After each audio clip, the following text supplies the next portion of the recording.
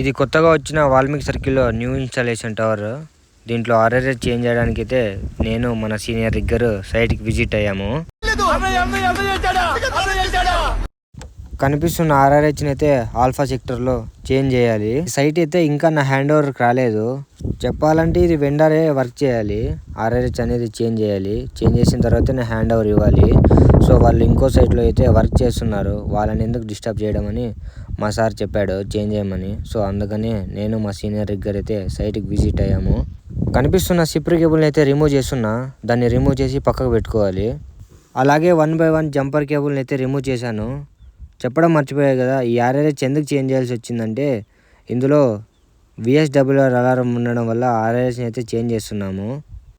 4 జంపర్లను అయితే రిమూవ్ చేశాను. సో ఇప్పుడు ఆర్ఆర్హెచ్ అయితే తిప్పుకోవాలి. RET కేబుల్ని అయితే రిమూవ్ చేస్తున్నా. ఆర్ఆర్హెచ్ని అయితే చేంజ్ చేసాము.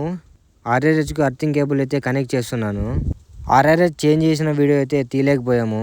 ఎందుకంటే ఇద్దరము వర్క్లో ఉన్నాం కాబట్టి బాడీ హోల్డర్ కూడా లేదు నా దగ్గర. సో అందుకనే తీయలేకపోయాము. పవర్ కేబుల్ అయితే కనెక్ట్ చేసి మరో సైడ్కి అయితే విజిట్ అవ్వాల్సి వస్తుంది. ఎందుకంటే అక్కడ UBR స్పీడ్ ఇష్యూ ఉంది. UBR కనెక్టర్ని అయితే రిమూవ్ చేసుకున్నా. సో కేబుల్ లోపల ఏమన్నా డస్ట్ ఉందేమో అని చెక్ చేయడానికి కేబుల్ అయితే క్లీన్ చేసి పెట్టాను. ఈ UBR అయితే నార్మల్గా 1000 Mbps ఉండాలి. సో అప్పుడైతే మన కాల్స్ అనేవి ప్రాపర్గా అందుతాయి. ఇప్పుడైతే ఇది 100కి వచ్చింది. అందుకని కేబుల్ అయితే రిమూవ్ చేసి పెట్టాలి. కేబుల్ అయితే క్లీన్ చేసి పెట్టాక మన బ్యాక్ కాల్ని అయితే కాంటాక్ట్ అయ్యాము. స్పీడ్ ఇష్యూ అయితే క్లియర్ అయింది. ఓకే మామ, మరొక అప్డేట్లో డే 12లో కలుద్దాం.